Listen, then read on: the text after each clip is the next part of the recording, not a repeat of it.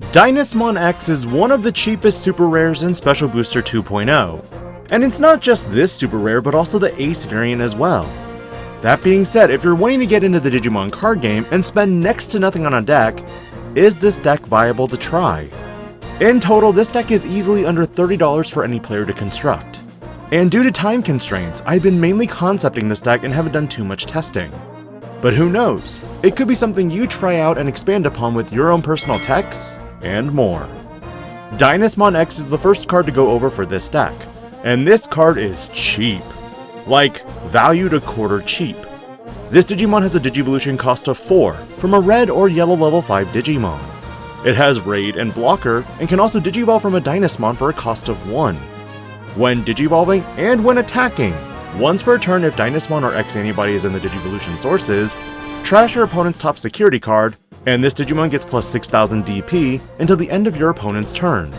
End of your turn, if you have 2 or fewer security cards, you recover 1.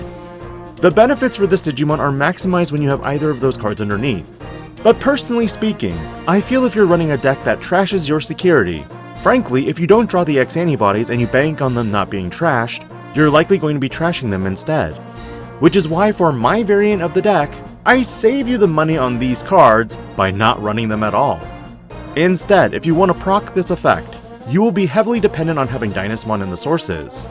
On the bright side, 12,000 DP blocker is kind of nice, even at a minimum. When it comes to your Dynasmon, there are a few ideas to consider. With Dynasmon Ace, for example, this card at least lets you cheat into this Digimon when your opponent attacks.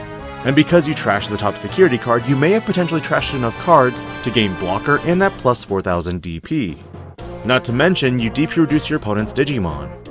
At the present, my variant of the deck plays to a more control variant, and looks at DP reduction because DP reduction is a way to circumvent a few methods of protection. For example, if you were somehow able to DP reduce Lucamon Chaos Mode to 0 DP, your opponent could trash the top security, but it would still be at 0 DP and be deleted. Or maybe in another example, if you have a Digimon like Gundramon in play with multiple option cards in its sources, it would not be able to use its effect for protection because it's by game mechanic, not by card effect. For the secondary option, the BT19 variant isn't too bad, considering with protection-based effects you could trigger its first effect to recover before you activate your protection. Personally, I kinda prefer Ace for the DP reduction. While other variants of the deck may be running Skull Beluchimon, it's true that this Digimon can in essence cost 3 and give you an unsuspend for your Digimon. But one element I wanted to look into for the additional control element and chip one security at a time was with the concept of Piximon from EX7. This Digimon on deletion can play a play cost 4 or lower Digimon that is yellow, or has the Nature Spirits traits without paying cost. Because of this, I can utilize the search effects to search either my deck or security for my top end.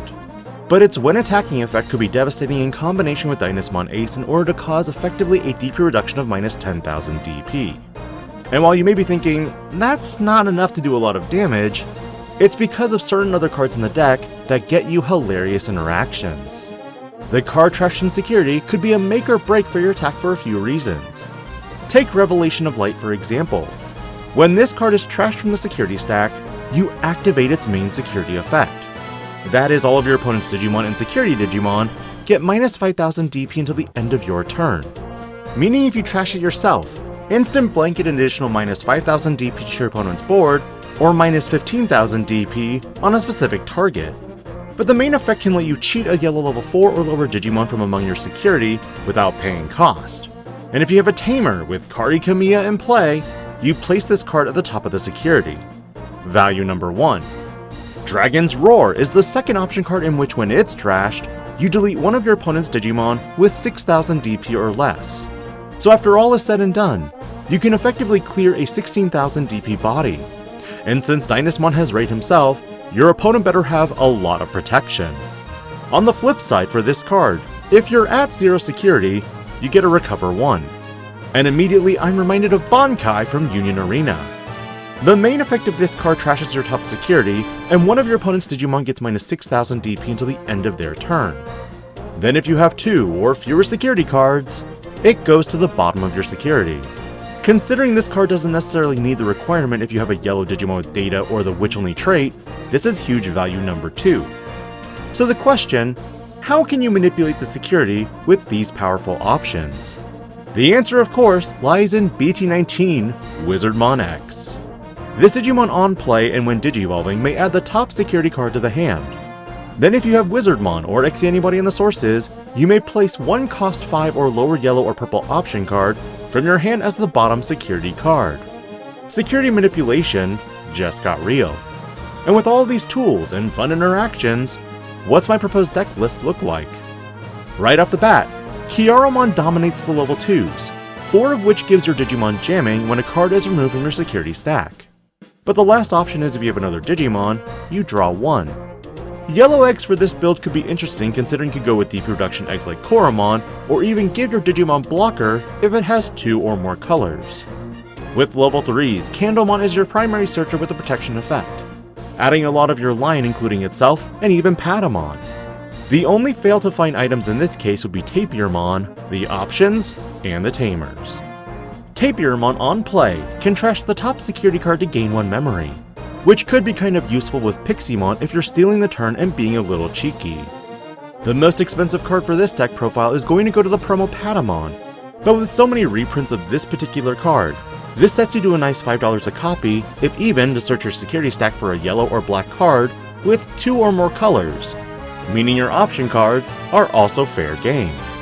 If you did add 1, recover 1. There are a multitude of other options including another Tapirmon, but ultimately I felt some additional search and peeking in your security would give you an idea of how stacked or weak it is.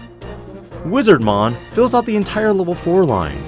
Using 4 of the base when Digivolving, you trash the top security card to draw 1 and gain 1 memory with the protection inheritable, while the secondary base Wizardmon is the variant from BT15, which on play, by trashing the top or bottom security card, one of your opponent's Digimon gets minus 6000 DP until the end of their turn. Because this Digimon has blocker, if the Digimon is on play via an effect like Revelation of Light because it was in the security, you can fully resolve Revelation of Light first to go to the top of security before you activate this Digimon's effect to trash the top security, and do another minus 5000 DP. In essence, a relationship that gives minus 11,000 to your opponent's Digimon. Factor the block for their turn, and you could be doing another minus 6,000 DP for the cost of another security.